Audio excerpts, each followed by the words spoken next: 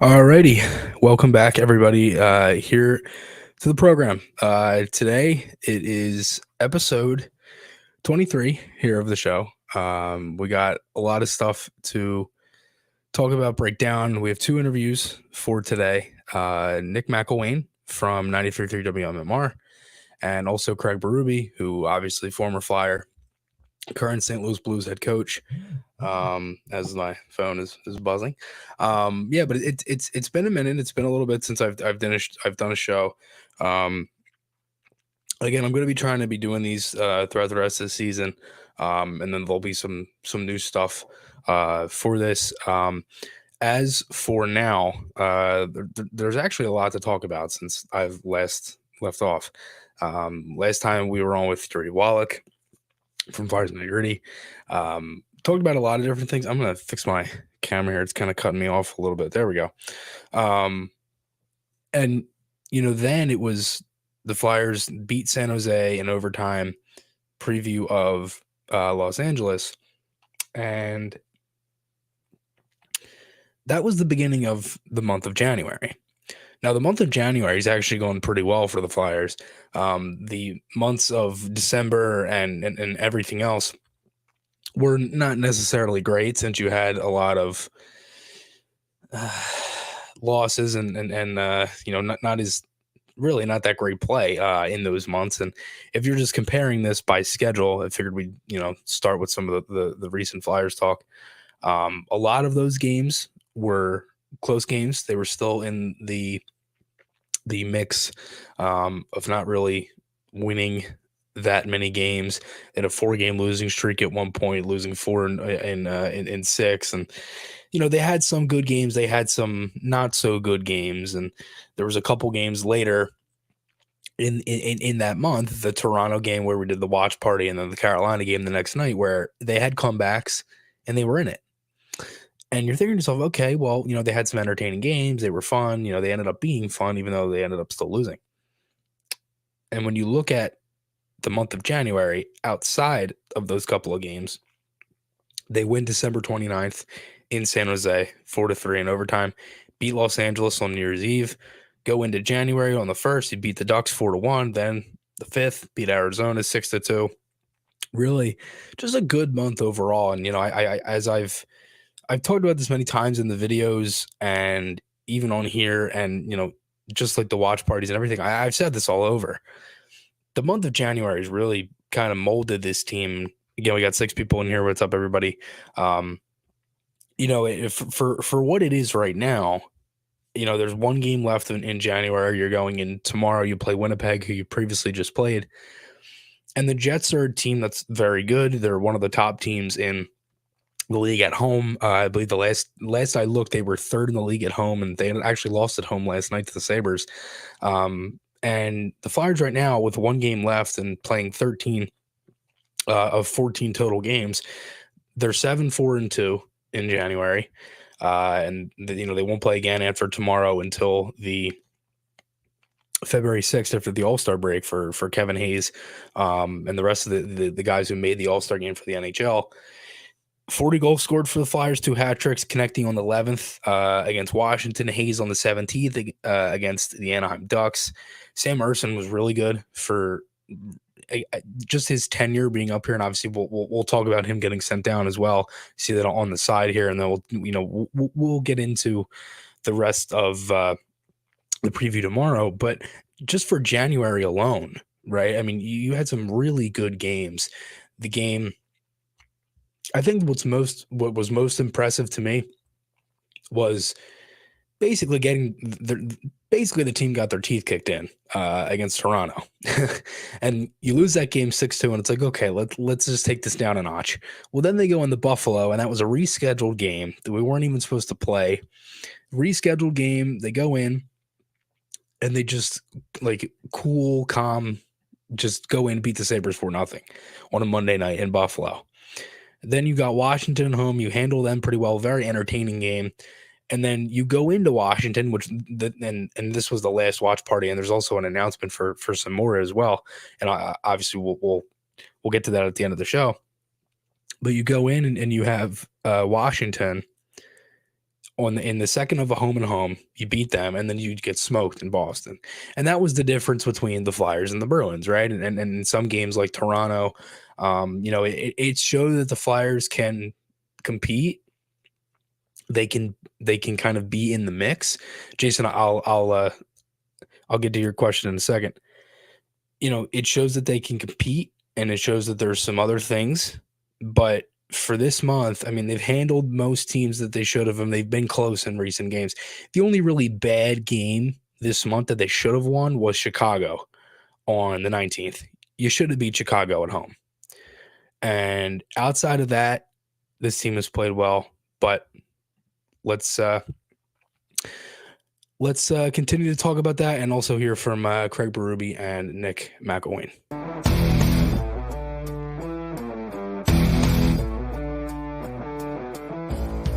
Here's Chris Maher, host of FFM 93 Live. All right. So again, the month of January and all of that has been good, but let's get into the more meat and potatoes of the show, because 2 interviews. Again, Craig Berube, who was fantastic. I really enjoyed talking with him. Again, these interviews were pre-recorded. So I talked with Craig Berube the day of the Flyers game against Anaheim on the 17th. These were from last week. And I planned on doing the show on the 20th, on that Friday night, because I did I did Craig on Tuesday, and then I recorded with Nick the morning of the Blackhawks game on the 19th. So I planned on doing that, and instead of that happening, my dad's birthday was actually the 20th. I didn't know if we were doing anything, and then we ended up cutting cake and all that. So I didn't want to do the show that night, so we pushed it back another week, and now we're here. So without further ado, I'm not going to keep talking. I know everybody's here for Berube and all that, and obviously they're really main guys into that. Also, I should answer Jason's question. Any news regarding the health of Mcilwain and Allison? Yeah, so last night the Flyers they lost 2 players and basically played a good chunk of that game with 10 forwards. I personally haven't gotten anything. I got the injury update last night towards the end of the game that Allison lower body, Mcilwain upper body will not return to the game. Mcilwain obviously was from the fight, and Allison blocked the shot. So we'll see. The Flyers didn't make any recalls or anything. Obviously they're out on the road too, so that doesn't really help that if that were to be the case. Obviously they could get a guy out there, but they didn't recall anyone unless it's set to come out tomorrow. I haven't heard anything, but outside of that, let's get into Craig Berube here on the show. Washington Capitol, played for many other teams, over 1,000 games in the National Hockey League, over 3,000 penalty minutes as well. Craig Berube, also 2019 Stanley Cup champion with the Blues. Craig, thanks so much for doing this. I appreciate it. Very excited to talk to you today. Yeah, thanks for having me on. I appreciate it. Yeah, for sure. Just kind of starting off, for me, I think, just for starting off interviews and stuff like that, I tried to go back into, how certain guys got into the game, how they got into hockey and things like that. For you, obviously, growing up in Canada and things like that, how did you kind of get into hockey and kind of know that was what you wanted to do kind of, as you got older? Well, I grew up in a little town, like very small. Today, even today in our town, it's probably 85 people only. But my dad and my uncles were sports guys and hockey guys. And, they really, got us going, playing hockey on an outdoor rink, on ponds and stuff like that, working on things. And then the town built an indoor arena. So hockey really took off around there, and my town's a real good sports town. Mm-hmm. It's small, but it's a great sports town. A lot of it is because of my uncles and my dad, who really pushed the sports there, baseball and hockey, basically those 2 sports. But if it wasn't for them, just getting us involved and really pushing us and playing and forming teams and driving us around and getting us involved in hockey. That's, how I got started. And then, just moving up. And as I got older, 14, 15 years old, I started to play in some junior leagues around there, junior C, junior B. And then eventually I went away and played junior A up in Williams Lake, British Columbia.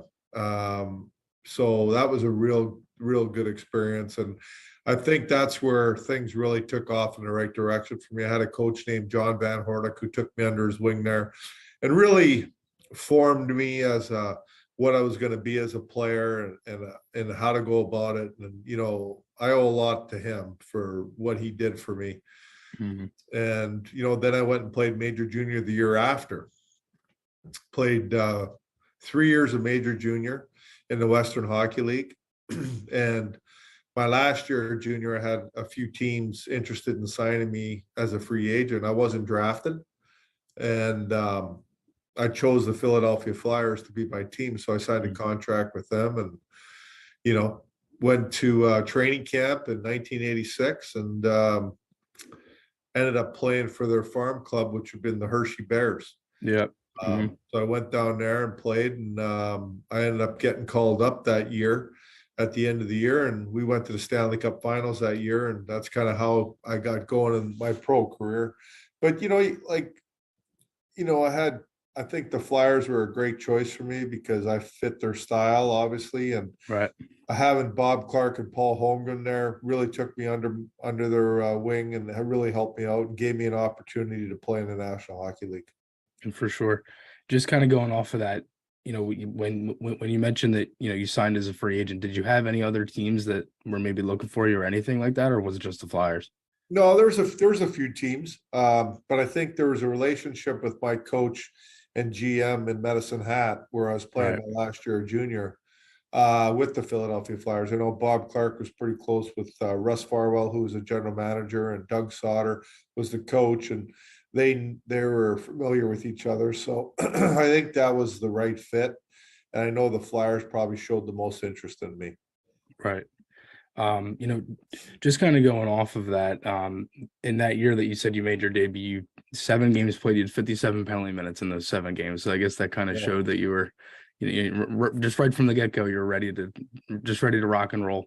Well, I think my coach, John Paddock in the minors, really, when I went down to Hershey, so coming out of junior hockey, I scored and I was a pretty good player, I guess. Like I produced in the junior. Right. But John Paddock, said this, you're going to make a living this way.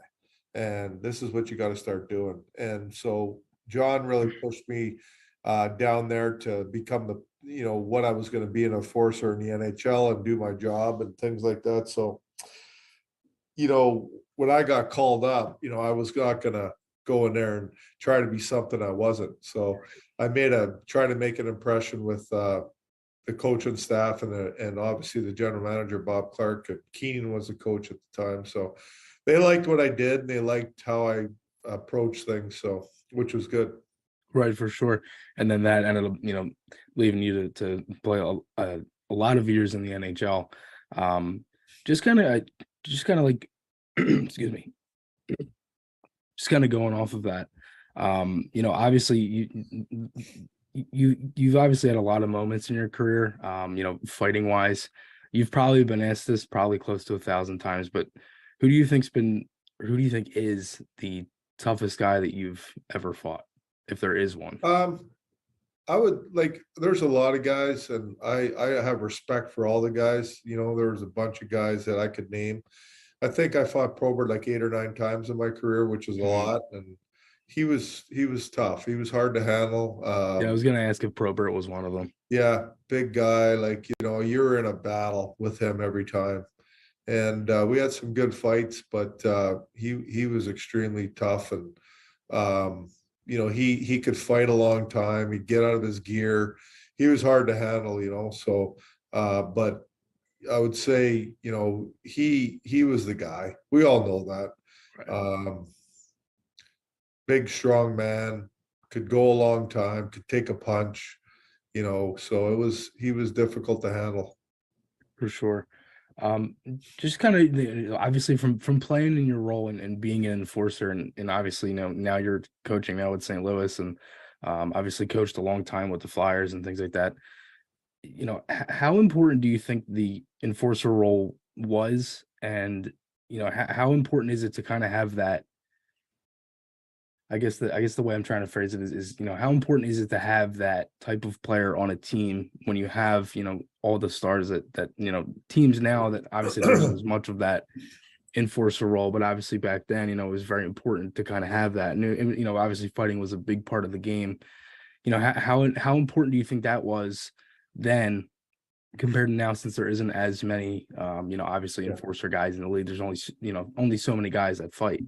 Yeah, well, it was a big part of the game back then, for sure. Mhm. Intimidation, protecting your skilled people, um, changing the flow or the momentum of a game. I think that was all part of the game back then. Today, I still think it's important to have some toughness on your team, but more so in playing the game for me. Like, it's important to have guys that are physical and hard on people and tough to handle, and also the intimidation role of being physical out there and being hard to play against, I think still goes a long way. I think Ryan Reeves, off Minnesota, does a great job of it. And he's getting older, but Revo can skate, he can get there, and he's physical, and he disrupts the game, and he makes other players in the other team aware of it. And they're a little bit shy of it, there's no doubt. Like, it's still important, but the player has to be able to play the game. He's got to be able to get there and be physical on the puck, and he's got to be able to skate. If he can't do that and all he can do is fight, I don't think it's important to have those guys. But when you have guys that can get there and they play the game properly, and they're good skaters and they're physical, they're hard to play against, and I think they're important still. No, for sure, and especially now, because like the game is so fast, and obviously from you coaching, I mean, obviously this stuff. Just kind of going off of that, when you were done, playing, you kind of went right into coaching.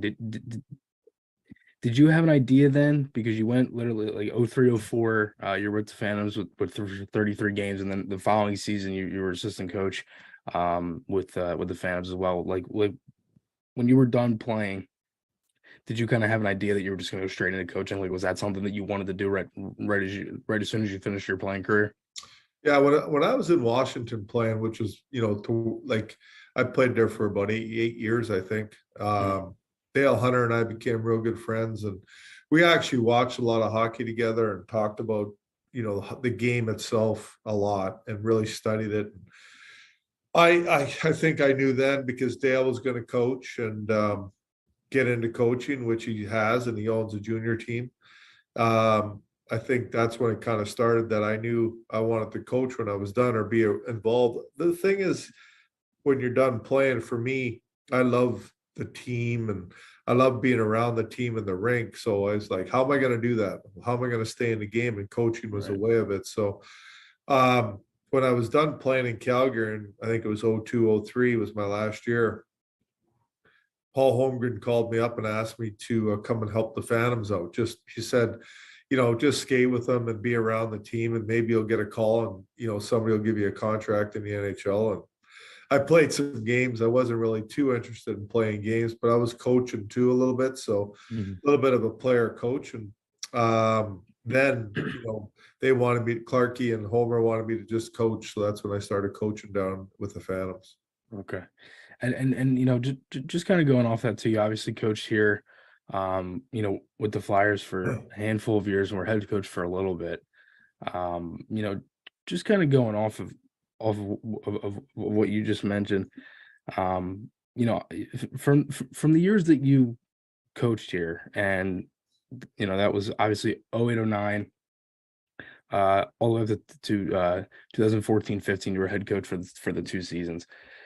Those kind of years of the Flyers were different, and it's kind of mixed into what the Flyers kind of issue is now. They don't have as much of, I guess, of really an identity. obviously, obviously now with being with St. Louis and things like that, if you were to kind of give an answer to where that is kind of gone, is there like for you, Craig Berube, is there any idea of where the Flyers kind of identity has gone, or like do you have any idea? Well, I think a lot of it when I was coaching there, we had some real good talent and good players. Mike Richards, Carter, Pronger was there. Claude Giroux was coming up as a young kid. Um, Sean Couturier was coming up as a young kid. We had Tiemann in there on the back end, Hartnell. So we had some real good players, and we were pretty effective, and we had good success. I think they made some deals and trades with Carter and Richards. Obviously, Pronger had to retire, Tiemann had to retire, and I think a lot of times that identity was changing then, with a different type of team. And they still had a little bit of a success. I think John Tortorella this year is really trying to bring that identity back, a Flyers identity back with hard play and just hard work. They're thin, right? I don't think they're a talented hockey team, but that hard work and competitiveness is what the Flyers are always been about. And I think that John has done a good job of bringing that back this year. They just need some more talent. Right. That's the bottom line there. Yeah, Like for you sure. only can do so much with what you have, Mhm. and they're playing pretty well in my opinion, and they're competitive every night. They're in the game, Yeah, no, for and sure. that's the key. Now they got to try to stockpile try to Yeah, get some picks players, and and whether it's through the draft or some trades and things like that. And it doesn't help that Couturier is out and Ellis is out the whole season. That doesn't help. So, um, they moved on from the Voracek and Drew era, and now they got to start another one. So it doesn't just happen overnight. right, It takes some time to build that back up. for sure. Just kind of going back to some of those years that you mentioned, obviously in 2010, how special was 2010? And obviously you guys were so close, but how exciting was that run? Oh, it was great. It was, obviously, the Boston series when you're down 3-0 and you come back and you win it. That doesn't happen very often. I think twice, right? Yeah, I think twice all time, something like Yeah. that. So that's special for sure. And then, it was close. The finals was a great series. It could have went either way. Just in that game 6, I remember Jeff Carter had an empty net in maybe right before overtime or in overtime. I can't really remember, but ended up just not connecting on it enough, and that could have been that game to go to game 7, right? But that's how close it is, and you got to get some breaks, but we didn't get the breaks, and they did, and that's basically what it boiled down to. But it was a hell of a run, a lot of fun. Just we came up short. Unfortunately, yeah. But for you, another amazing run was 2018-19 with the Blues. Again, this is probably another question you've been asked like at least maybe 1,000 times up until this point. But how special was that for you? Just winning the Stanley Well, Cup and it's coming in and obviously the best thing in the world to win. That's what you're, doing this for. Well, you're doing it because you love it and like it, and Mhm, it's a good living. But also, we want to win, right? Everybody for wants to sure. win. We became a hell of a hockey team January 1st on. Even before that, we were pretty good in December. We just weren't winning enough games, but our team was good. We were solid all around. Defensively, we scored goals the right way. We're a heavy team, physical, hard to play against. And Bennington came in and gave us a little mojo with the other end of it. So that was a big thing with him coming in. But once he came in, I think our team really took off, from a confidence level.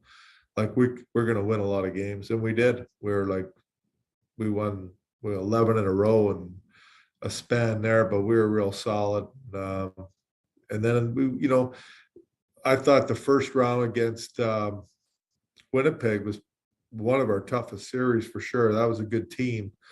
That was a big, heavy team, but we could handle them big, heavy teams. We were big and heavy ourselves, so Right.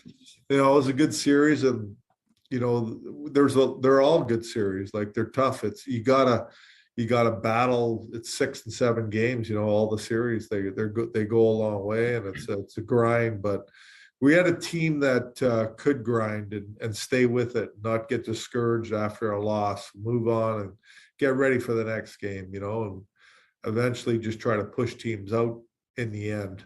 And that's what we did. We had a big decor, obviously Binner and net. We had a bunch of hard workers up front that, could score big timely goals. And that's what we did. Just kind of going off of that, and obviously you've coached for a while now. And I'm curious if you've seen this, but obviously like the game has changed over the years for more offense, and then everything has been goals, goals, goals, and the scoring has been up for a handful of years now.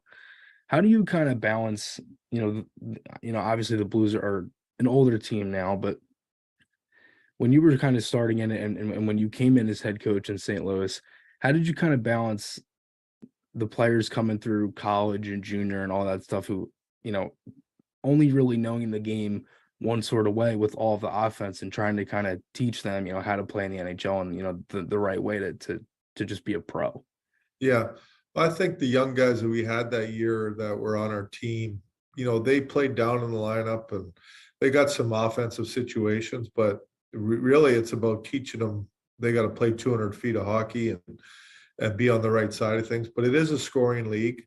You gotta, I think, throughout the year, the season, you have to score goals to be competitive in the NHL. That's important because you can't just play 2-1 games the whole season. That's not going to work.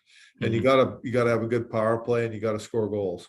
But you also have to be pretty good defensively too. That's important because you're not going to win 4-3 every night or 5-4, but you have to be able to score goals. And I think our team right now, we're built. We got some guys that can score goals, and we do a pretty good job of scoring, but we're not good enough defensively right now. And that's the difference. We got to be better defensively. So we got to work on that, and we got to get, size matters. I think having some size on your back end and up front for the defensive side of things. I think you got to have big guys, and then you let your offensive guys do the work. I mean, you're these young guys that come in out of junior and college. Yes, you got to let them do their thing a little bit, but you also have to hold them accountable and teach them to do things the right way too. So, No, for sure. And just kind of going off that, right? Because I feel like there's a, at least to me, like when I watch, it seems like that there's a balance of there's moments when you can kind of let guys play, and then there's moments when you kind of have to teach them a little bit. How do you kind of know when to kind of, I guess, try to, talk to them and say, hey, maybe you have to do this better and things like that? I don't know if it's you pick a certain time. As a coach, your job is to tell them when something was wrong. And Right. that's what we do. And you just stay on them about it, and eventually they get better. And I think our guys are getting better. They still have a ways to go, but they're working on it. And they're getting better. The thing for me is, you can make plays, and we want you to make plays. But when the play's not made, what are you doing after that? Are you working to get back and help out? Are you reloading? Or are you just you can't be lazy. That's the biggest thing for me is, don't be lazy. Don't be a lazy offensive player. Yeah, you're going to make mistakes with the puck because you're trying to make plays, and that's fine. You got to make plays. I get all that. But what are you doing after? Are you working to get back and help out? Are you getting on the right side of things when you turn that puck over? So that's the biggest thing for me. Don't be a lazy player. Make sure you're a hard-working offensive player. And if you look at the best players in the league, they're all hard workers. Sidney Crosby, McDavid, McKinnon, these guys work, and they make mistakes with the puck, but they work, and that's the key. Right, for sure. And a lot of those guys are really good defensively and have all that kind of, aspects to their game as well. Just kind of going back to when you played, you mentioned earlier that you were in Washington for a little bit. Do you have any Keith Jones stories or any favorite moments with Jonesy? Oh yeah, we had a great time together, Jonesy and I, both in Philly and Wash. He's a pretty funny guy. He he's got a lot of good stuff, Jonesy. Him and Jim Schoenfeld really went at it. Jim Schoenfeld was our head coach there for about 4 or 5 years, and they would always be going at it, coach and player. Um, you know, Jonesy's a character, and he's got some real good one-liners and stuff like that. I got a good story. We were in the playoffs against Jersey and Philly. I forget the year. 2000 was it? Um, no, yeah, it was the semifinals. I think we were up 3-1. Yeah, I think it was 2000. Series, yeah. So we're playing, and it was the end of the games, like maybe 2.5 minutes to go, and I think it was a 0-0 game or a 1-1 game. And I scored a goal, and all the guys are jacked up on the bench, are excited, right? Because I don't score that much.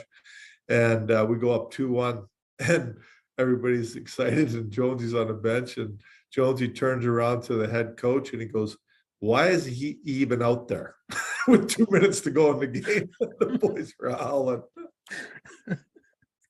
Yeah, he's a funny guy. That's funny. Yeah.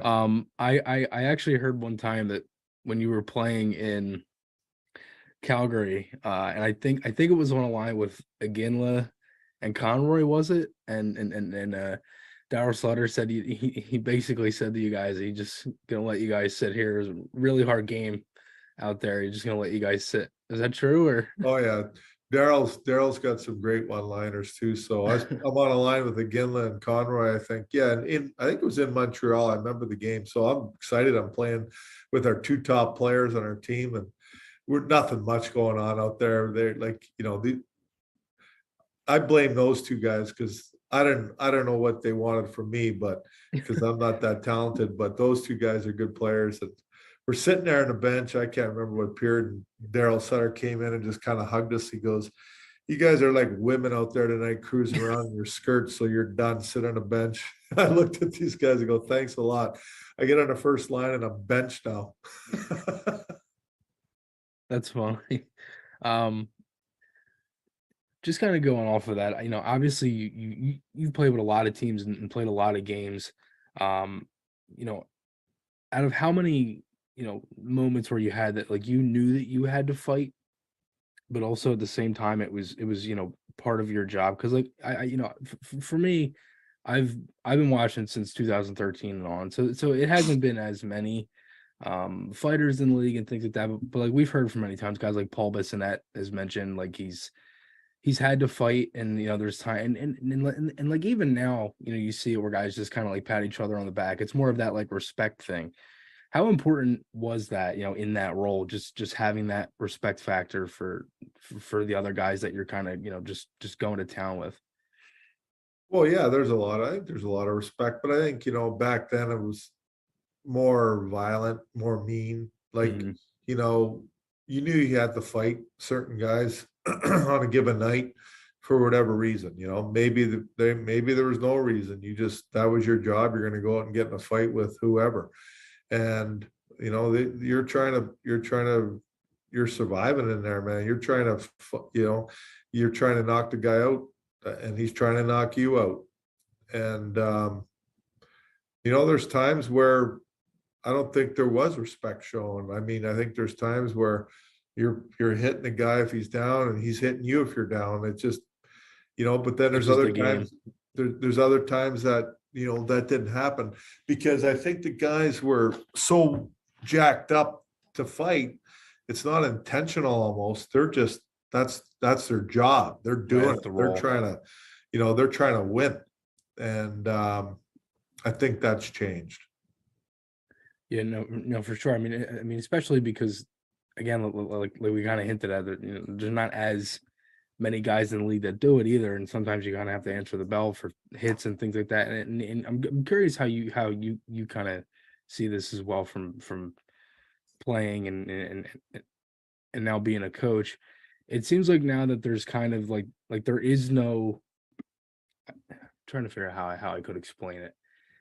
To me, it seems like there is no clean hit anymore. It seems like anytime that there's a big hit, there has to be a fight. I'm not sure if you would agree with that or not. Nowadays, Mhm.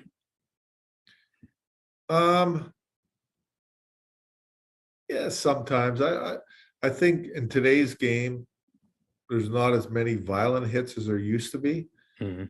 because it's illegal, and with Right. concussions and everything, you can't. There's no headshots. Back when I played, there was a lot of that. There were a lot more violent hits. But in today's game, there's way more contact. The game's way faster. There's contact every shift almost. Every play, there's contact because somebody's on you. And they're not big hits, but there's always this contact on every shift. I think sometimes if there's a real big hit in a game, yeah, somebody might go and talk to you about it or get involved. I don't think that's changed so much. Like, I think back in the day too, depending on who got hit, if it was a big hit, somebody's going to go and talk to you about it or get in there and get involved. For sure. I mean, and again, obviously now the game's changed and everything like that. But Craig, I'm very grateful for your time today. Thanks so much for doing this. I really do appreciate it. Best of luck for the rest of the season. Hopefully you guys can turn around and hopefully get into a playoff spot. But again, thanks so much for doing this. I appreciate it. I appreciate you having me on. It was a lot of fun. Thank you. For sure. All right.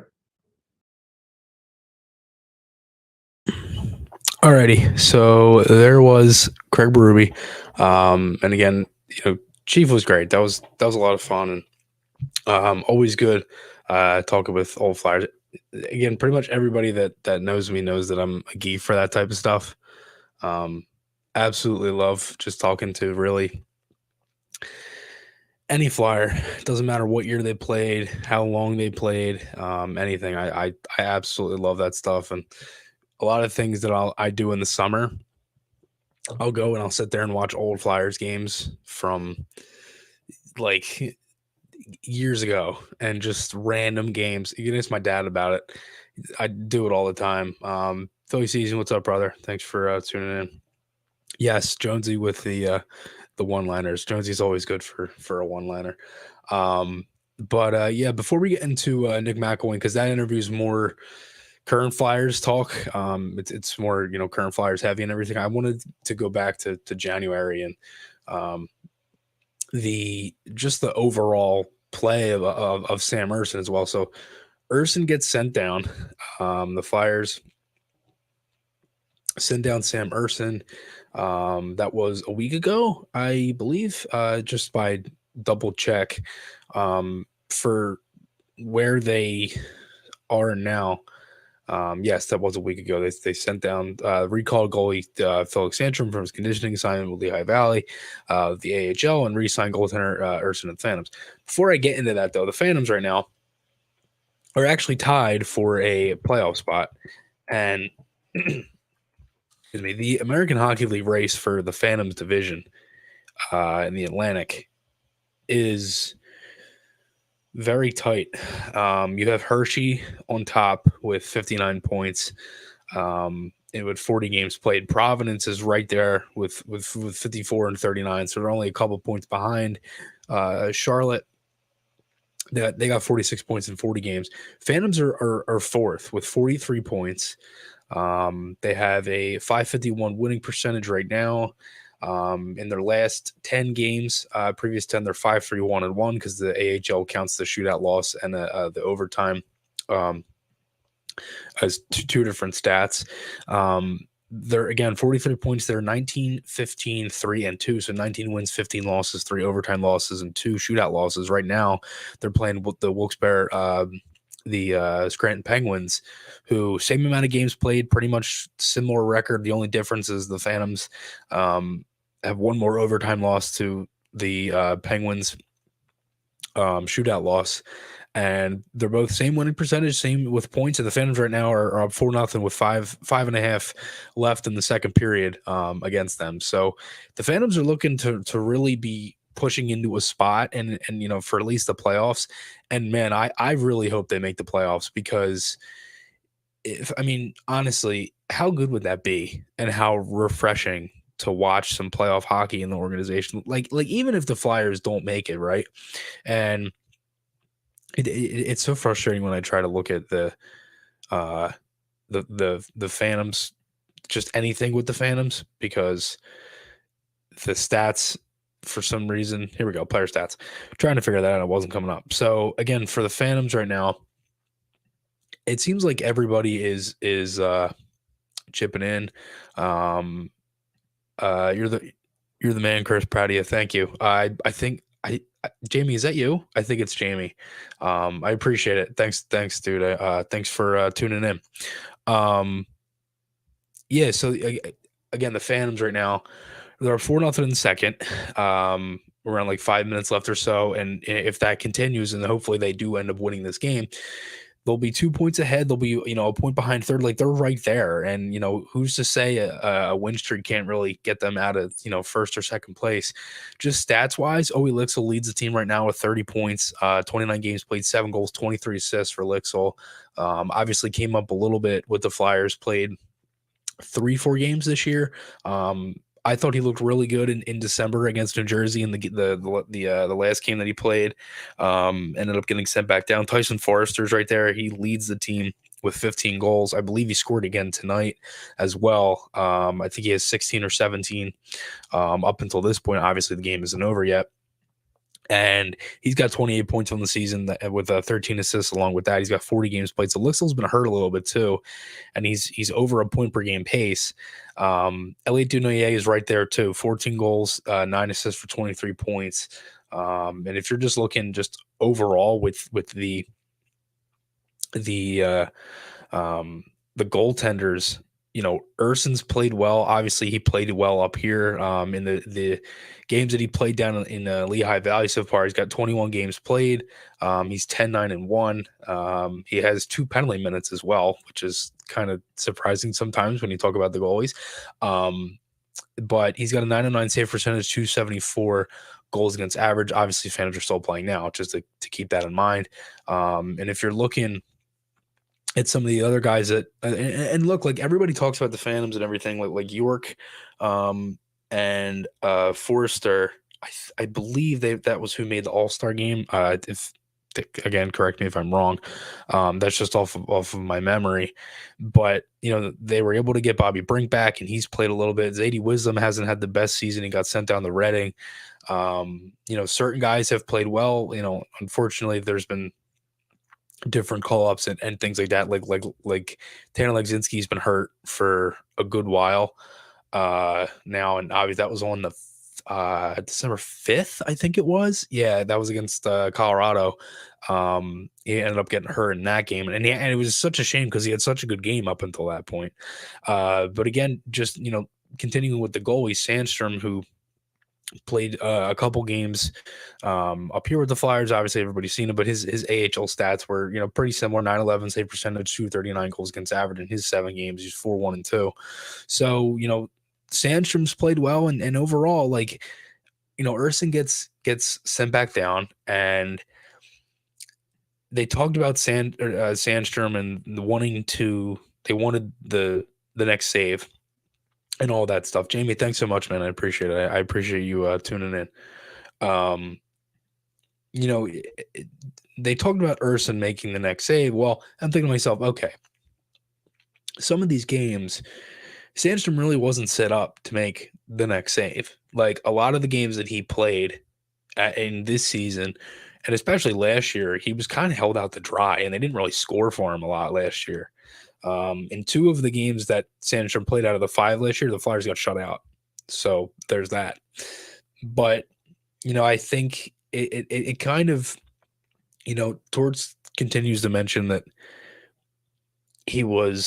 Urson was the best goalie in camp and everything. And, for Urson,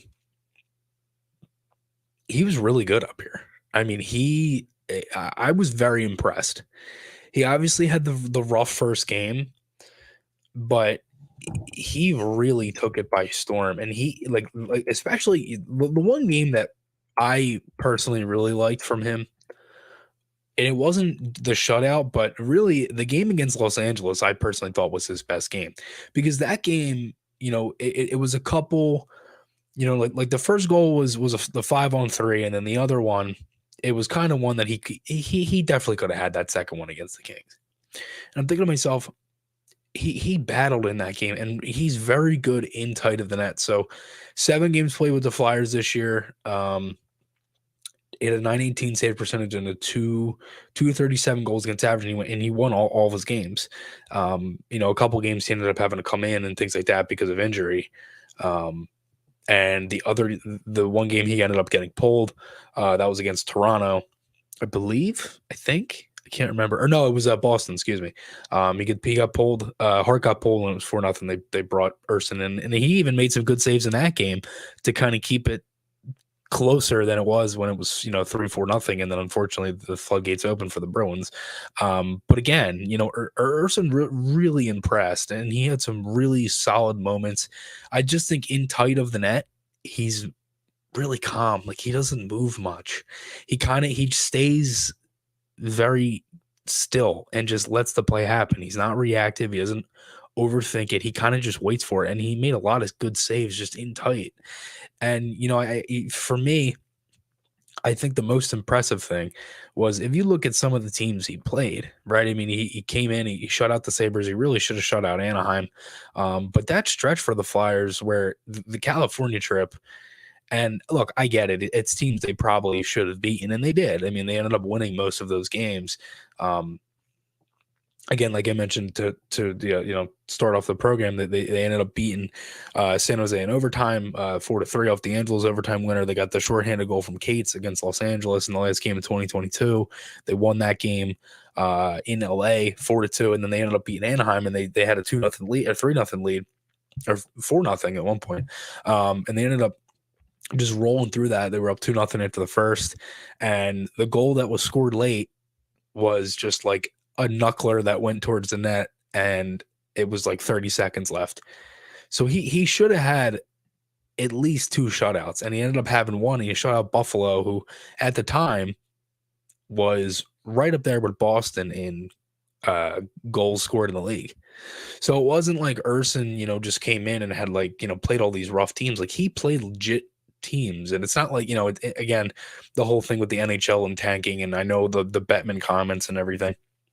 And it's such a coincidence that as soon as that was talked about, all 3 of the teams last night that you expected to lose when you're looking at the schedule, and I'll pull up some of the games here from last night. I'm having my Wi-Fi signal was low, so I apologize if I'm a little laggy here, but just looking at the games from, I think was it yesterday or the day before? It was last night. So the Ducks played Colorado, the Blues played the Coyotes in Arizona, and the Blackhawks played the Flames in Calgary. And the Avs, Coyotes, and Flames were all at home. And you would think that would be an Avalanche win, a Blues win on the road, and a Calgary win. Well, no, that was a 5-3 Ducks win with an empty netter, a 5-0 Coyotes win over St. Louis, and obviously they've struggled for a little bit.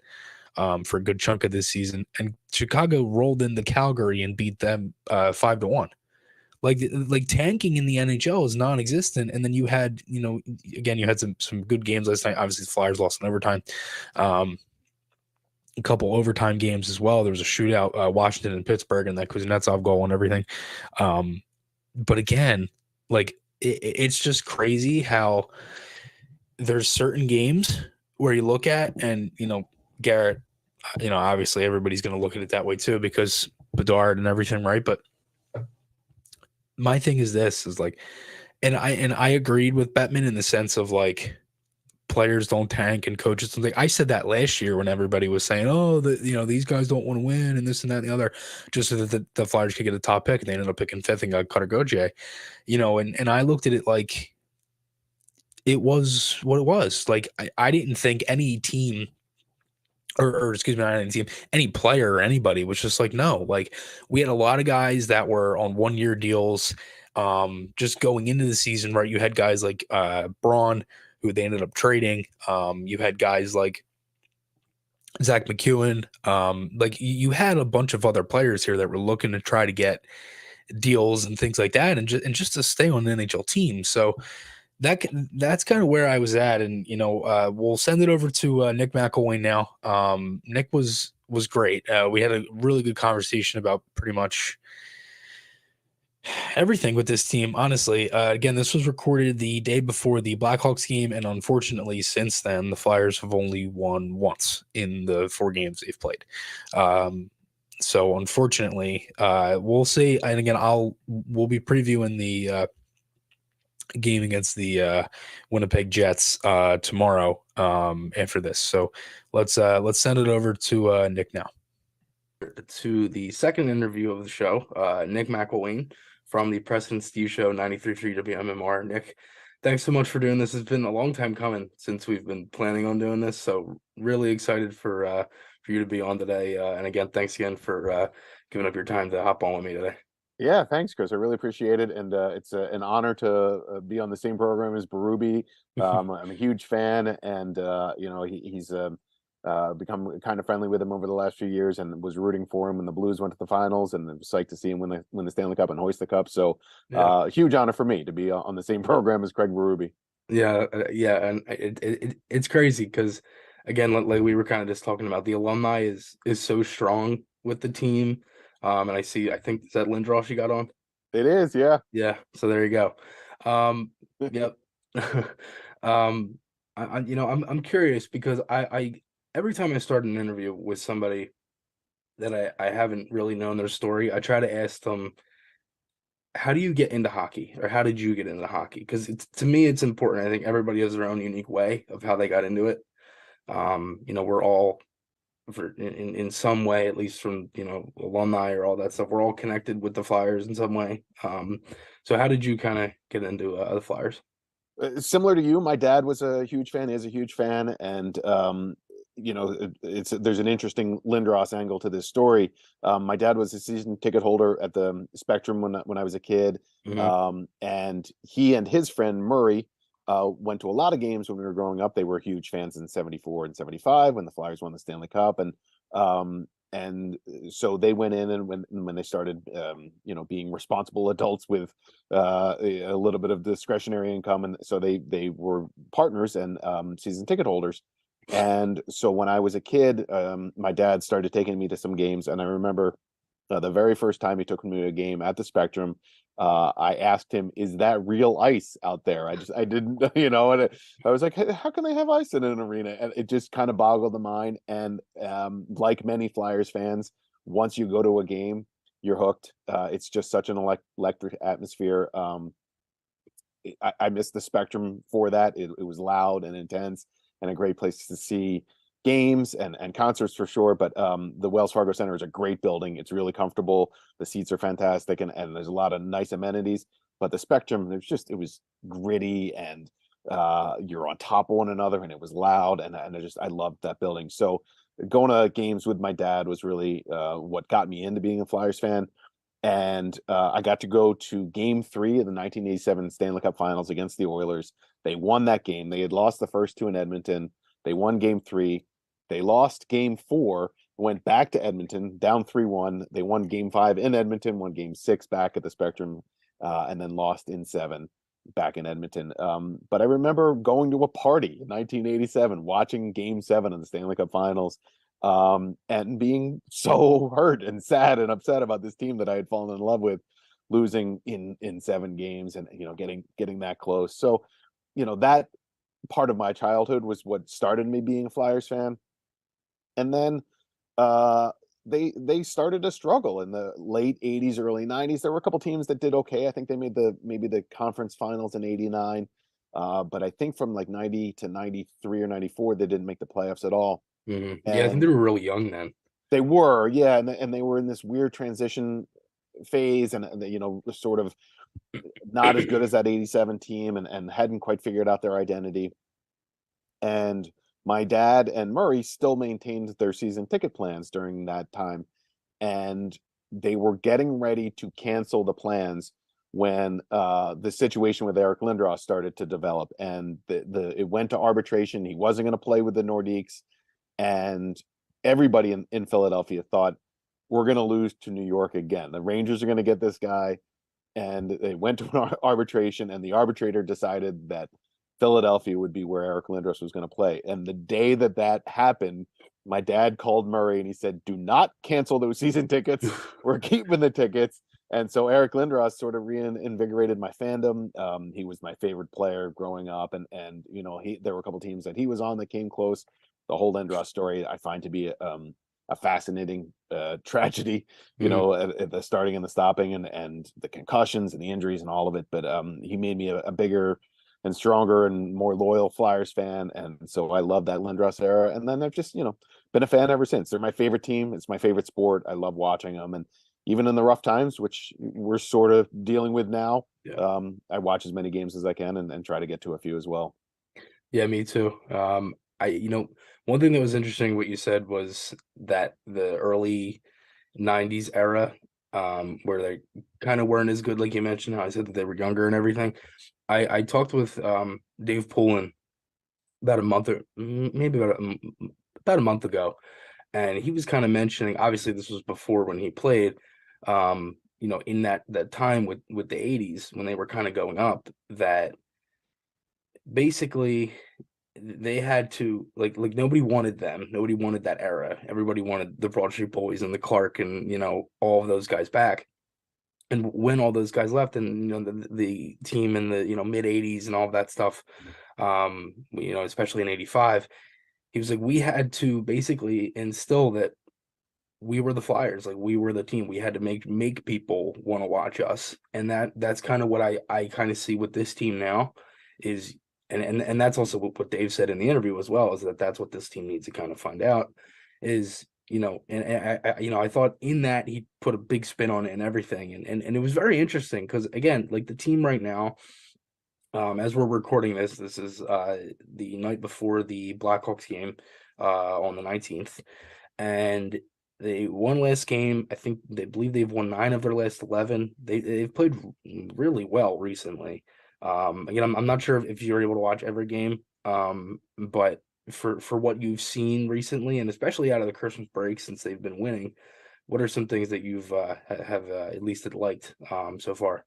Yeah, the last month has been encouraging, you know, and you talk about defining the team and who they are, and for us right now for the Flyers, it starts obviously with John Tortorella. I mean, that guy he is a personality, and he has a definitive style of coaching, and I think that the management and ownership is going to give him the ability to develop the team that he wants to develop.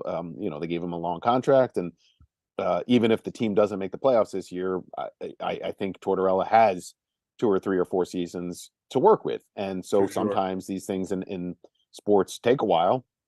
You got to be patient. You got to, you know, to use an overused phrase, you got to trust the process. And but they're an interesting identity and an interesting team right now because they're not terrible, right? We played the Ducks the other night, and the Ducks just are not a very good team, and they won that game like they should. And then the game before that, the Monday afternoon game, and they go up to Boston and they get killed. And Boston is an elite team right now. There's no question about Nobody's it. touching Boston at the moment. No, 5 regulation losses at this point in the season, and you saw the difference between what the Flyers are and what the Bruins are and what they're capable of doing. But I think over the last stretch, over these last 10, 12 games or so, you're starting to see that this team isn't bad. They're not great. They're probably not going to win the Stanley Cup this year. They might not make the playoffs. However, they're only 5 or 6 points out of the final playoff spot in the East, which is astounding. And it also speaks to, in large respect, the parity in the league, right? The Leafs and the Bruins are probably near the top or are the top. But the Flyers aren't as bad as they played the first half of the season.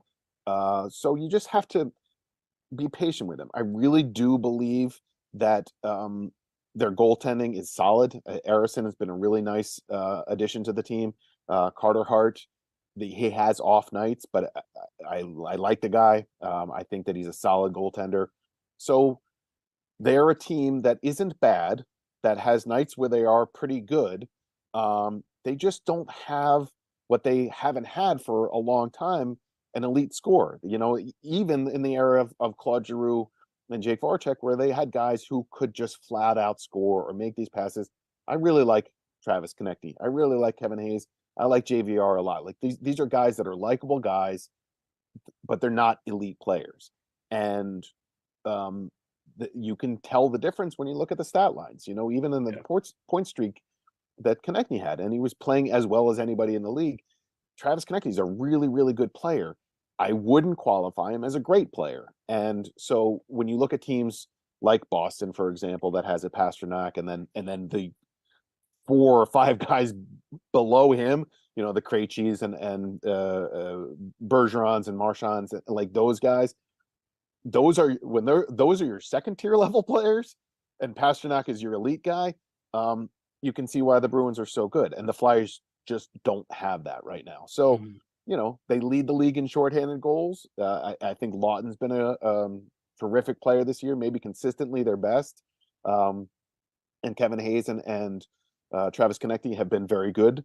But they are just not a team where, if they make it into the playoffs and you were the team playing the Flyers in the playoffs this year, I don't think you're going to be very afraid. I don't think they make other teams scared. Right. So, we'll see what happens over the next couple seasons, where they might end up in the draft, what players are available in the off season. I looked at this past off season, and to me, I don't see why this franchise doesn't go after a Johnny Gaudreau, for example. Somebody on that level. And to me, that's where there's this disheartening disconnect a bit with management and fans. Flyers fans, as well as I do, if this team wins, they show up. All you got to do to sell tickets in Philadelphia to Flyers games is have a winning product on the ice.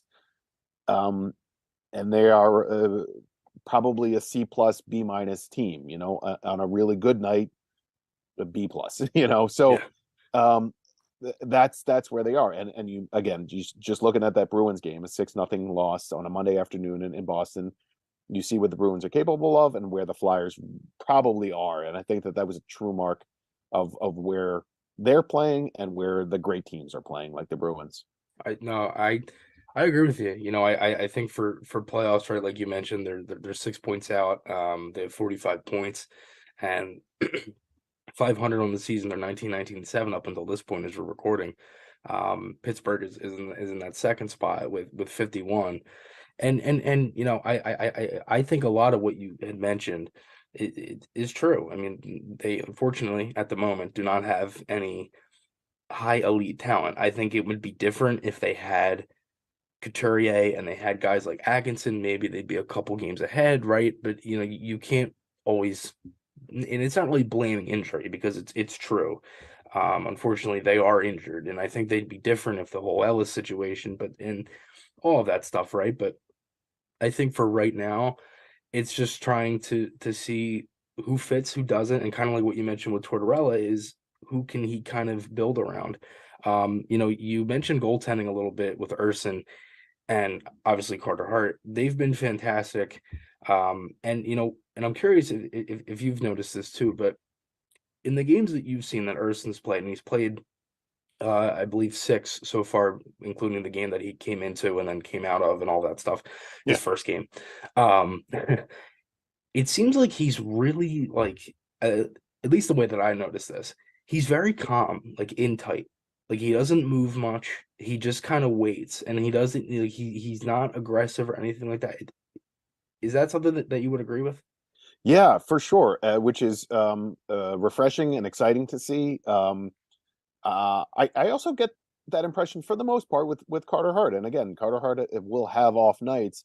But what we've seen out of Ersson is like, it seems like he's just slided into this 1A role, if you will, that a lot of NHL teams have, and done it pretty seamlessly. And it's a good problem to have, when Sandstrom comes back. But as a starter, again, as we're taping, he's 5-0, and yeah, he doesn't seem to get rattled at all, and that's really encouraging. And the we saw with Stolars the other night. Stolars isn't a terrible goalie, but he's not on a great team. He doesn't have a whole lot of defense in front of him.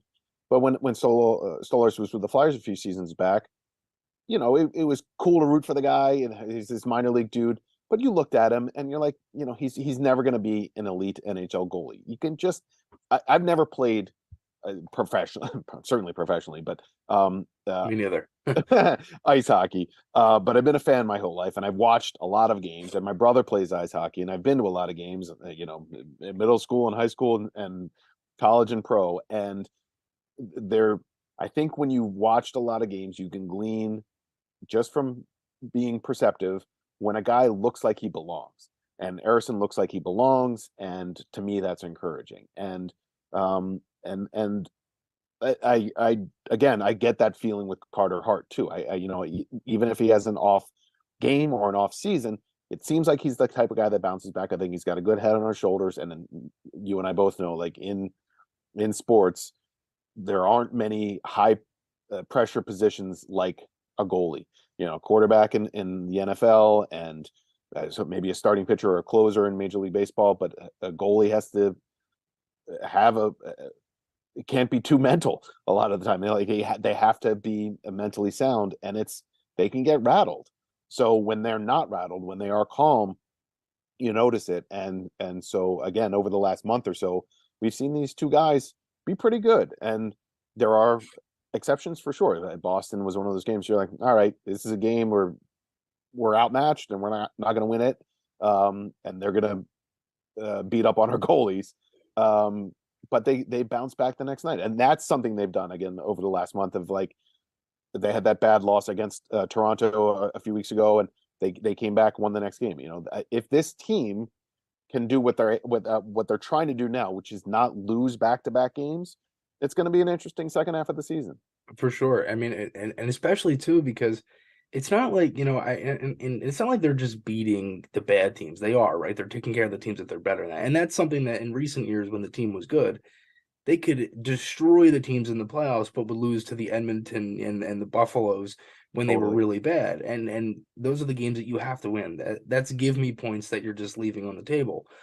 And for this team, I mean, who honestly, in November, if you were to look ahead at the schedule in January and you saw home and home with the Washington Capitals, did you actually think they were going to win either of those games? No. Especially when Buffalo gets added to the schedule and they were supposed to have 2 days off going into that Wednesday game, and then it's like, oh, well, now you have a back-to-back because there was a storm. So then you played Toronto and then you beat Buffalo. Yeah. And that's so. Good. I'm sorry. That's why this team right now is interesting. And Mm-hmm. and if you and I had this conversation a month ago, it wouldn't have been as fun to have the conversation. Mm-hmm. We would have been beating up on them and talking about what can we do, and probably blaming more on injuries. And I think that is a really good point. Like, you do have to take into consideration Couturier, Atkinson, and obviously the Ellis situation, and just at this point as fans, throw your hands up in the air and say sometimes crap happens like this, and there's only so much you can do about it.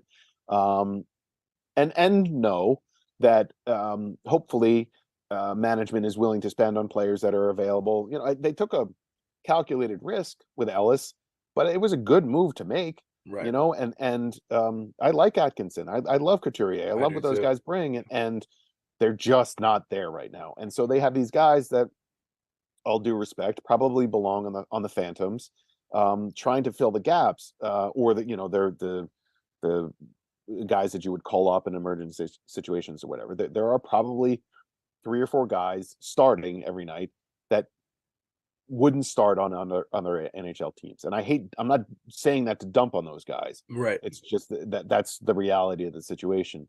So, but all that being said, you look at this team now, responding well, watching that the game against the Ducks, and yes, it is the Ducks and like you mentioned, teams that you should win against. They should win against the Blackhawks. We'll see what happens there. Right. But there was that breakaway in the game the other night, and Arison made this. Was that Arison or Hart? It was Erson, yeah. Yeah, Arison Mhm. makes the save, and then Flyers come right back, score in the power play. They've been scoring consistently, best in the NHL on shorthanded. I mean, this team never did that, and you got Lawton and Konechny's killing penalties now. Like, this is a different team, and it's a different team in large part because of what Tortorella brings. He looks at a guy like Konechny and he says, you know what, I'm going to trust this guy to kill penalties. I'm going to put Lawton out on the power play. We're going to see what happens, and if they have a crappy night, I'm going to bench you for a shift or for a period or for a game. You know what happened with D'Angelo a few games back. You're just not getting out there, and he's not afraid to do it. And then the next game, all right, I tried teaching you a lesson here. Let's see what you can do the next night. So I love that about Tortorella, and he is not afraid to say when a player's not playing well. He's not afraid to call players out. I think he just doesn't care. What his job is. He's not there to make friends. He's there to win hockey games. And I am hopeful that slowly this type of culture will take over in the locker room, with draft picks, with trades in the offseason or free agent signings. You want Philadelphia to be a place where players want to come and play. Right. And that used to be the case, and it just hasn't been for the last few seasons. And you look at a guy like Claude Giroux, and I love Claude. I've been friends with him for a long time, and I have an enormous amount of respect for him. I think he's one of the probably top 5 players in franchise history. But I also don't blame him for wanting to leave. And look for something that is a better situation for him and for his family and for the end of his hockey career. So you understand why guys like that would want out, and hopefully that mentality for other players looking at the free agent market in the next couple of seasons, the concept will start to change. We're like, you know what, Philly looks like they're building something there. Right. Maybe I want to play in that city. And that's what was so frustrating about the Gaudreau thing in my eyes, was you had a guy that wanted to come here. Like in recent years, you haven't had a high end guy that's wanted to be a Flyer or anything like that. It's been, like Hayes, they got in a sign and trade and that whole thing. Obviously, he wanted to be here.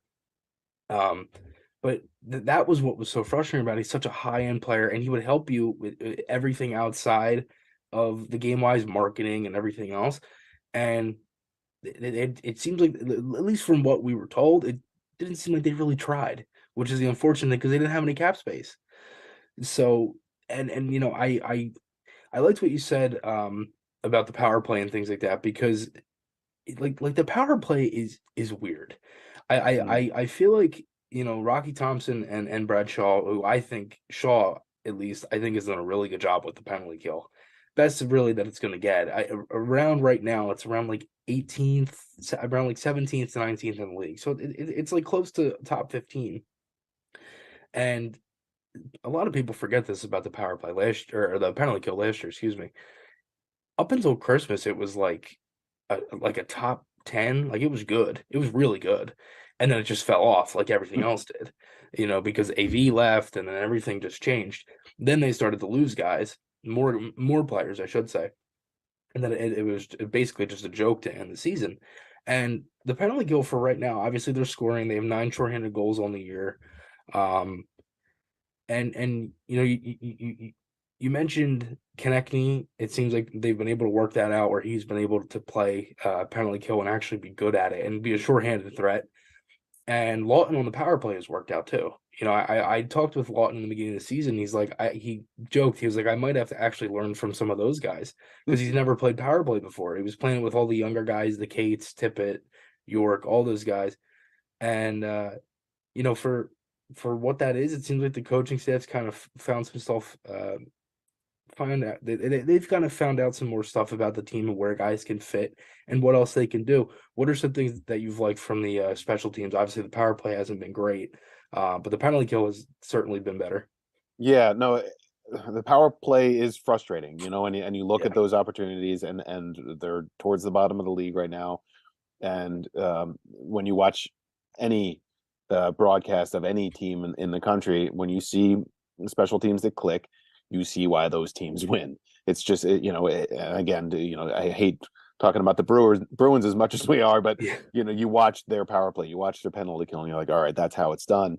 and that's why they rank near the top in all of those categories, and that's why they're the best team in the league. I look at it. I think a perfect example of why the Flyers power play is towards the bottom is a guy like Morgan Frost. I really like Morgan Frost. I think that he has the potential to be a really good player. He just seems wildly inconsistent to me. And there are nights, and again, the other night where you had in between the leg, goal, top shelf, it was a beautiful, skilled play. And not many players in the league can make that move, make that, and then score that goal, right? And then I'll watch him, and he'll just make this terrible pass, or excuse me, dump it out of the zone, and it'll end up on another player's stick, and it just seems like he's that close to being better, but not being better consistently. And so if you get a guy like Morgan Frost to kick it up 10, 20%, excuse me, maybe that changes the entire dynamic of it. Tony DeAngelo is a nice player, but he's not an elite player running a power play. And Lawton is learning the role. For the life of me, I'll never understand why you don't park a JVR or a Hayes in front of the net and just allow those guys to use their size. I mean, JVR's skill is still there. Yeah. Stick handling is incredible. Take shots from the point and have him be in front of the goalie. And if he gets a rebound and a dirty goal, that's a couple more goals every night. So, and I'm sure you've talked about this many times, but it's maddening to watch them try to get into the zone. Well, their entries are just brutal. Over and over and over. And you're like, I know they're practicing it, and I know what they're doing is hard. I fully acknowledge that. Yeah. But I mean, if you're on the power play, at least get set up. Get set up for 30 seconds, a minute of solid attack time. Some nights the power play looks fantastic, and other nights the power play is utter garbage. Yeah. And there is no in between. Like the other night, you had the 5-on-3 for, I think it was like maybe 45 seconds. That's a good chunk of time. Yes. In a 5-on-3. And Hayes puts a pass in between the skates of, I think it was Comtois on the Ducks, and they go down and have a short-handed breakaway. Yeah, on a 5-on-3. Like, if he scored that, there might have been a jersey thrown on the ice. Yeah. Like, it's just, you can't do those things on the power play. And it looked incredibly sloppy. Some areas of the entries, and to me, that's been their biggest issue for the past 3 or 4 years now. I mean, it's only running at like 16% around that. And that's not even really an increase of last year, because the entire league has like a 4% boost increase, for penalty kills and power plays. And the Flyers last year, obviously last in the league, they only scored 30 goals on the power play last year, 2 in the last game of the season. And they finished really bad last year, and basically the last like 10 games of last year were just throw out all the best players you had, and this was our power play unit. And it was that, and then you just kept Yandel at the quarterback. And now you've had like a little bit of a different mix. I think the one area with Frost that I can agree with is the entries. I think entries have to be better. And the other thing is too, since Giroux's departure, they've gone from up here in faceoffs to completely down here. Like, yeah, I think on the season they're around a 45% on the year, and that's just not good enough. I mean, you're not going to win a lot of games. Like the other game against Boston, the around like a minute or two into the second period, the faceoffs were 17-5 Bruins. Like you're never going to, and obviously you have to basically play a perfect game to beat Boston already, but when you only win 5 faceoffs out of 22 total, you're not really going to have the puck much. Yeah, and that's the other thing too. You don't want to blame injuries, because you got to play with the players that you have, but you don't have a skilled player like Atkinson out there, or a guy who knows what he's doing like Couturier on both the penalty kill and the power play. And you're throwing guys out there that either don't have the experience or the skill, and the evidence is obvious. You just look at the percentages, you look at them entering the zone or not entering the zone, and at the end of the day, when that's a 1 or 2 goal difference per game, that's why you're just not going to win as many games. Right, exactly. And for me, I don't think Thompson's done the best job with it. I think there's been some things where I've kind of a couple of head scratchers here and there. I think they have enough talent to where it could be middle of the pack. I don't think their power play is that bad because you have some good things with it. Obviously you work very good on it, and Tippett can shoot. Yeah. And he's another guy that I wanted to ask you about. He's on pace for like a 40-45 point season.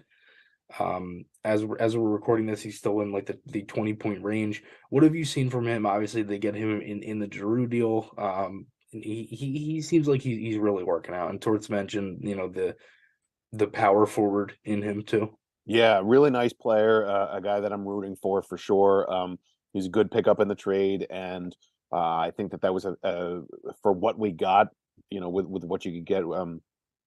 With Giroux essentially saying is either going to be Florida or Colorado, a guy like Tippett, that's a good deal to get. And there was a play the other night where he was bringing it down along the right side, and you just saw him like kick it into an extra gear and go faster than I expected him to do, and kind of work his way around another player. So you see these glimpses of him being a really solid player, and again, like, he's one of these guys that I think is very good. He's not great. He's not an elite NHL player by any stretch of the imagination. But if we get 40, 50, 60 points out of the dude, I'll consider that a success. And Yeah. But he's another one of those guys where really should have, I don't know, 5 to 10 power play goals a season, and should be one of these guys where you can rely on a little bit more. And it just seems like that's where there's a bit of disappointment with this team as you look at a Tippett or an Allison or even a JVR. And these guys that you like, that you think can do well and should and have the skill, but just don't quite deliver as much as you would expect them to. And Right. I think Konechny, for the most part, has outplayed. Konechny's probably been our best player this season. Lawton it would be up there as well, but just for bringing offense to the table, Konechny's, I think, has just been great. The other guys should be doing better, and that's easy for me to say sitting in this chair, but you would hope more, and just quite frankly, just more goals out of those guys. So Right. you see the potential. You are hopeful that there are going to be some nights where they do. Here's what I'm trying to say. What Kevin Hayes did the other night against the Ducks, 2 goals and then the third empty netter to get the hat trick. Like, I think that they should get nights like that out of Owen Tippett, out of JVR, out of Konechny, out of Hayes on a regular basis. All of those guys should have 1 or 2 goal nights fairly frequently, and it'll change from guy to guy, from game to game. Of course, it's just how hockey works. They don't have Draisaitl, they don't have McDavid, they don't have David Pastrnak, but they have these guys that can score goals. And over the last month, again, that's the team that I think that they should be and can be. Yeah. And so, again, just bringing it back to what we've talked about a bunch, that's why this team is interesting.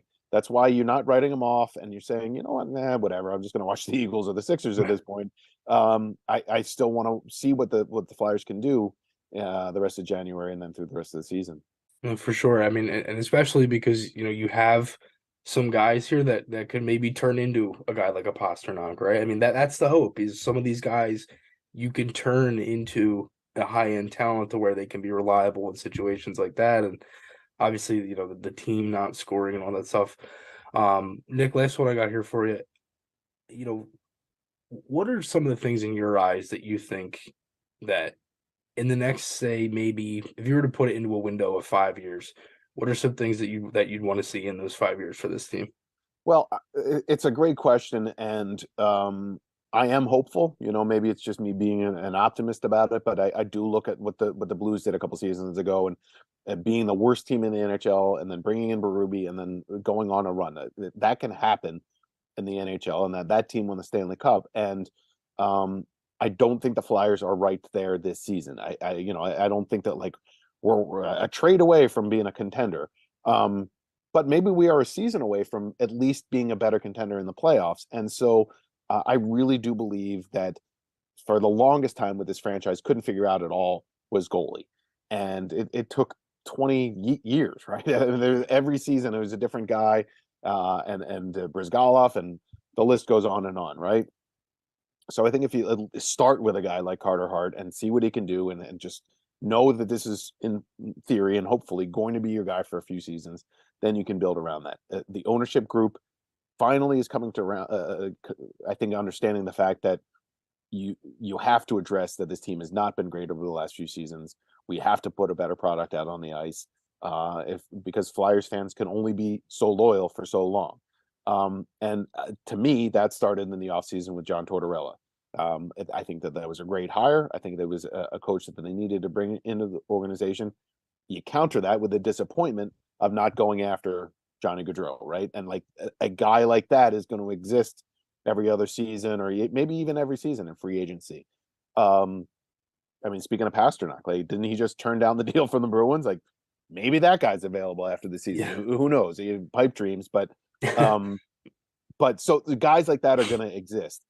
You have to get them. You have to spend the money, bring them in, make it a slam dunk, and have a highly skilled, elite or near elite player to sell jerseys, to get fans in the seats, to get people excited about it, and to right this ship, to have every night we're like, you know what, we got a power play, but we got player A, B, and C out there, and we have a chance to win every night. And for the first half of the season, you looked at the games, you're like, oh, all right, I'll watch it because I'm a fan, but I don't really think we're going to win tonight.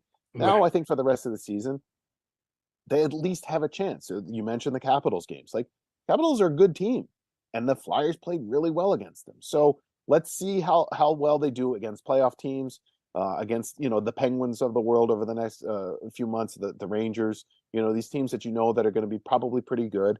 The Islanders are within striking distance. The Penguins Devils are as well, yeah. Yeah, exactly. Devils got off to that great start, but they're beatable. So let's, you and I are talking in January, and if we have this conversation again in June, are either one of us going to be surprised that the Bruins are in the Stanley Cup final? Probably not. But it would be a nice surprise to say, hey, at least the Flyers made the playoffs this year. I'm not one of these guys that say you have to tank to get the best draft pick. I don't believe in that. I don't believe in that either. I never thought they were that bad of a team, to be honest with you. I agree. And they are not what the Sixers were 7 years ago, 8 years ago, when you knew that they were the 10-72 team. Exactly. And so you go into it and you expect that. And hockey isn't like that either. There are guys on this team that can contribute to the Flyers being a good team. I don't think that they're there right now, but I don't think that they're that far off. I don't think that they're the Ducks or the Blackhawks. I look at the Blackhawks and the team. This team isn't that far removed from being Stanley Cup contenders every year and winning 3 cups. That wasn't that long ago. And right now, as you and I are speaking, they're the worst team in the NHL points wise. Flyers aren't that, and they're not the Ducks. So let's see where they can go over the next few weeks, and maybe they make a trade to improve themselves. Are they sellers? Are they buyers? That's going to be a fun conversation over the next couple of weeks. But I'm not. Again, you and I had this conversation a month ago. We were like, all right, what are we going to talk about? What are the signs of hope here? They're a different team than they right now than they were, in the middle of December. For sure. Nick, this has been great. Thanks so much. I appreciate it. Thanks for taking the time with me today. And hope the rest of the season goes well. We'll see what happens. Maybe we'll have that conversation in June and see what happens then. I'd love that. Thanks, Chris. I really appreciate it. And please tell your dad I said hi. I will. All right. So, Dad, you heard it there first. Hello from Nick. It's about a week old hello, but it is what it is. Yeah. So, again, that was great. Nick was awesome. That was a lot of fun breaking all that down with him. Obviously, that was the night of the Chicago game, and the Flyers kind of had a stinker that night. But as of now, again, I mentioned the Phantoms a little bit before, and I like the tweet. I'm trying to figure out if I could find it. Let me see here. Here we go. So after the second period, Phantoms. This is from Bob Roadtruck, who's the Phantoms radio announcer. 4-0 end of 2. Great bounce back for the Phantoms after Wednesday lost to Hershey. Lost somewhat. And all of the offense is a strong performance by Sam Urson with 22 saves. Forster has 2 goals. Lixel with 3 assists. That's adding to his total, so now has 33 points. That's for Lixel. Ronnie Adder has a goal and an assist, and the Phantoms are still winning up until this point, I believe. It's 4-2 now with 5 minutes left in the third. So hopefully they can kind of close that one out, because obviously you have to keep that and get a win. But also I wanted to mention these Phantoms jerseys.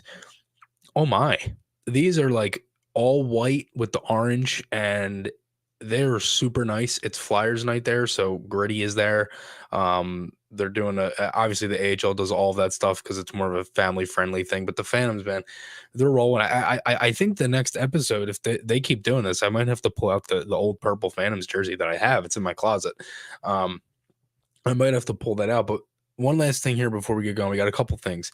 The trivia question, I've brought this up a couple times, and I try to do this every episode. Sometimes I forget, but I'm try to make sure I get at least one in. And I have one here, and it's about Craig Berube, and I'm curious if anybody in the comments can guess. In 1999, Craig Berube was traded to the Flyers from Washington for what? If anybody knows, I'll give it a couple seconds. It's a pretty simple answer. It's not a player. It's not. It wasn't a player. It wasn't a draft pick. It wasn't anything like that. See if anybody can get it. Again, it was a different time, and there were different things that kind of went on. See if anybody gets it in the chat. I'll give it a minute or two. Again, and Berube was a guy that kind of bounced around the league and played with different guys. Obviously played in Washington and played in Philly. Doesn't seem like anybody's going to get it, so we'll reveal the answer. Cash. He's traded for cash. And that used to happen in the NHL where teams will get traded for money, like the Wayne Gretzky trade. I don't know how much money he was traded for, but I know it was a good chunk. And like the Eric Lindros deal, there was money in that. Getting like Forsberg and everything with the Nordiques and all that. So like there's been money in trade. You can't do that anymore. It would be insane if you could just trade. Oh yeah, here's money, like cap space. Because again, this comment here from Garrett York, trades have to happen with our cap space. We got people we need to sign. And need to add in free agency. That's true, but the only thing is that the Flyers don't have much cap space. Unfortunately, they have 2.8 million in cap space, and that's with LTR and LTIR. That's 3.6, and this is all per cap friendly. The cap hit today is $85,811,857, and the Flyers' projected cap hit is $86,196,868. So they're over the cap. Yeah, something like that, Garrett. It definitely was a lot, and there was a good chunk of things that were kind of used in that era, right? It was a lot of, cash could be made and all this stuff. But again, just looking at the deadline, since we're kind of getting close, March 3rd, it's a Friday. I believe I'm going to be doing a stream that day, not like the podcast, kind of like the watch parties. It won't be like as sectioned and interviews and all that with the show. I mean, maybe it will be. I'm not 100% sure what I want to do yet, but I'll be announcing that soon. Also have another announcement on the watch parties in a couple of minutes here. But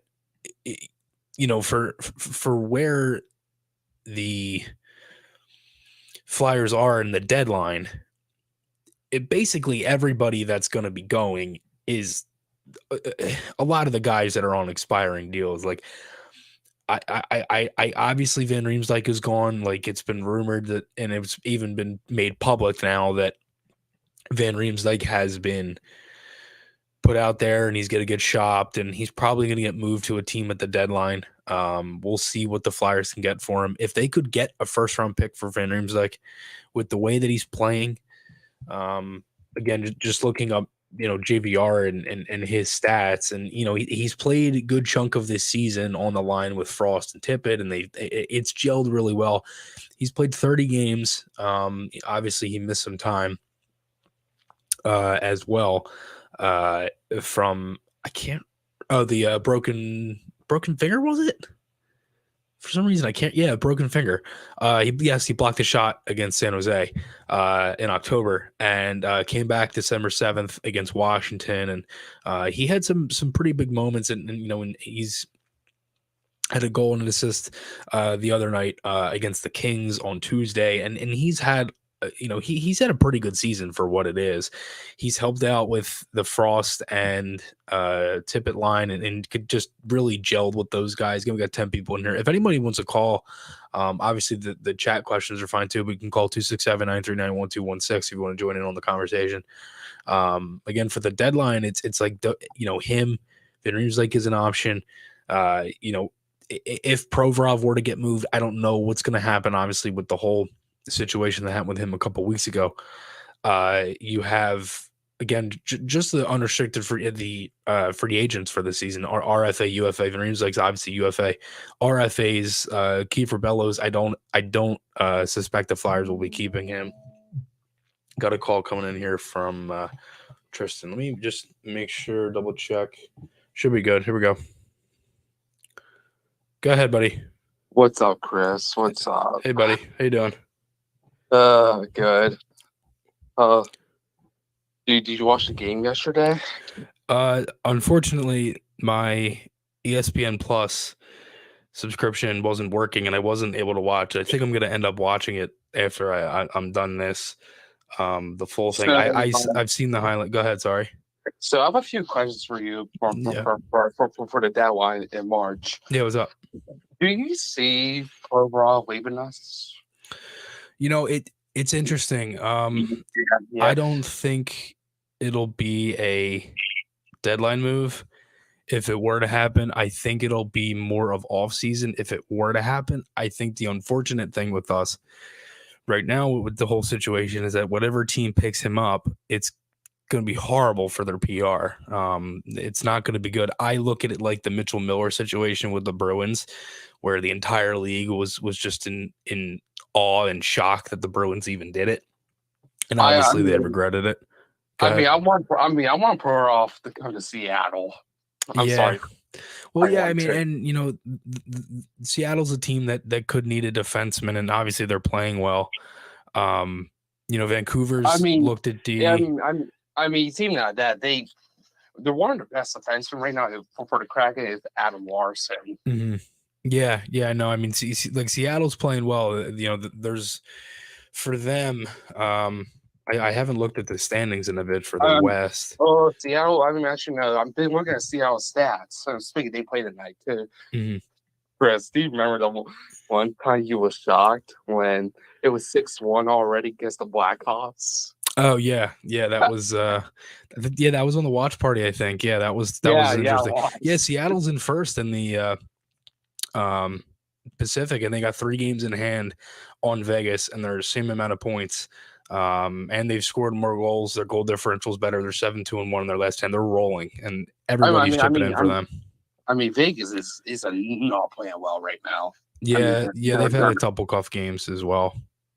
I mean, one more thing about JVR. So, is JVR might be leaving us because go ahead.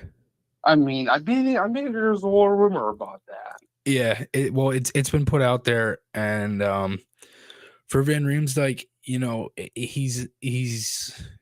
is what he is. I mean, everybody knows what he is, right? He's that veteran that can help in the playoffs, and it's another one. The last couple of years, he hasn't been not that great. He obviously he was a doghouse a couple of times. Yeah. No, for sure. I mean, well, for this season, I don't think he's been in the doghouse at all this season. I think Torts has praised them. In recent years with AV, he has. I know what you mean. Yeah. So, I mean, look, it's different. I think there's different things that can kind of go on with it. But, buddy, thanks so much for calling in. I always appreciate talking to you. I mean, one more thing. Yeah. I love Kevin Hayes right now. Yeah, he's played well too. Hayes, he's played well. Again, I just saw your comment too. On the chat. I don't think he's a deadline move either. I think I don't know if he were to get traded at this point. I mean, he's having a good year, so we'll see. I mean, it's even not that. I don't want to move him right now because he has 4 more years on his contract. Right. I mean, if they would have moved him right now, it's a whole other issue. Right. Exactly. And the other thing too is you have to, and the Flyers would have to eat cap space because his cap hit's too high. So it would be, it's been rumored 2-3 million to save, and the Flyers are going to the only way that they get out of this mess, because basically what you have now is like a Chris Pronger and a half again, where you have that just unbelievably ridiculous contract, and the same thing with like Brizgalov. They had to buy him out. I don't know if they'll buy anybody out. They've talked about Hayes with a buyout. I don't think they'll do that. Well, why do they want to buy out him? Like, well, look at the last time they buy out like Oscar Lindblom and all that stuff. Yeah, I mean, like Oscar was different. I mean, it was a whole completely other different story with him. Right, exactly. And for him, like, to me, like when that happened, the most frustrating thing was, and I've talked about this with Bill Meltzer a bunch. It was the fact that they knew. It's even not that. Yeah. Well, and again, it's like even they knew that his recovery was going to take a while. Like they knew it was going to be a good chunk of time, and you expected a year, and it was like a year and a half. It was like 18 months, whatever. And you still signed him to the $3 million deal anyway. So you knew that it was going to take a while, and then they kind of just gave up on him. I mean, I want to talk to you about Rocky Thompson real quick. Rocky Thompson. That guy. That is even not that. I'm being big critical with him at times because the power play hasn't been that good. Right. And Rocky, I mean, obviously, I do love Rocky Thompson, but our power play is a mess right now. Yeah. Well, and again, I've mentioned this a couple times. Like the power play is so many different issues. It has the personnel to where it can be better than the 16.2% that it is right now. It's really not that. It really shouldn't be that bad, to be honest. I mean, Rocky Thompson. I mean, he was horrible the last couple of years. As coach. He was a head coach with Edmonton. Yeah, he was. Yeah, like. I mean, obvious. I love Shawzy. Yeah. Shaw's been good too. Everything's kind of worked out, but buddy, thanks so much for calling in. All right, I appreciate it. It's almost cracking time anyway. 10 o'clock. All right, buddy. I'll talk to you. Talk to you whenever. All right, see you, buddy. All right, bye. He's a good dude. Yeah. So again, where were we? Seattle, Provorov. Yeah. It could happen. We'll see. Garrett, I don't know. I don't think Hart's getting traded at all.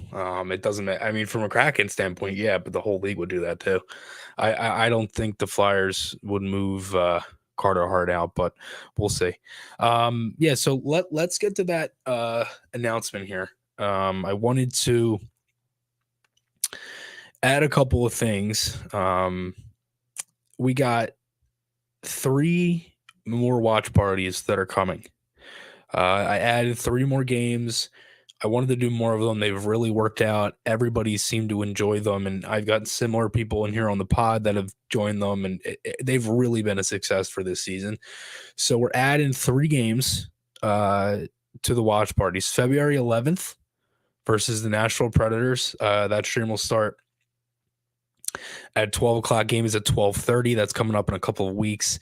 And then again, this is just the full schedule. So that's the new game. February 18th versus Vancouver. That game's at 10 o'clock. Stream will start at 9:30. That one was a previously scheduled one. March 11th versus the Penguins at 3:30. That's game time. Stream will start at 3. That was the previously added game. And then I added 2 more. March 25th versus the Detroit Red Wings at 1 o'clock. And that's a home game. And that stream will start at 12:30, and then April 4th, that's a Tuesday night against St. Louis, 8 o'clock. That's a new one as well, and the stream will start at 7:30 there. So again, really excited for these. I mean, look, I'm trying to do different things, and everybody seems to be enjoying it. So just keep on, we're just going to keep on doing them, keep on plugging away, and it's been a real success so far. So again, I can't thank everybody enough for tonight. And again, it was a bit of a longer show. Haven't done one in a bit, so it's fine. And Flyers taking on the Jets tomorrow. We'll see what happens there. Obviously played Winnipeg last week. We kind of know what to expect, and they're good in their own building, so it'll be interesting. I think if the Flyers don't have a start that they like they did the last game against them on Sunday, where you go to 3-0 early and you still come back, it could be a more competitive game. So we'll see what happens. Last game before the All-Star break, and the Flyers come back on the 6th. So we'll see. Thank you guys all so much. Always good talking with everybody. Thank you for your calls. Thank you for the chat. Everything else. Thanks everybody so much. Thank you to Craig Berube, Nick Mcilwain, Garrett York, Tristan, Isaiah Soto, Flyers Nitty Gritty. That's Jamie, my dad, Philly Season, Jason Bial. Everybody so much. I believe my girlfriend's still watching. My parents, all that stuff. Thanks everybody so much. And yeah, I'll talk to you guys all again soon. Thanks guys. Peace.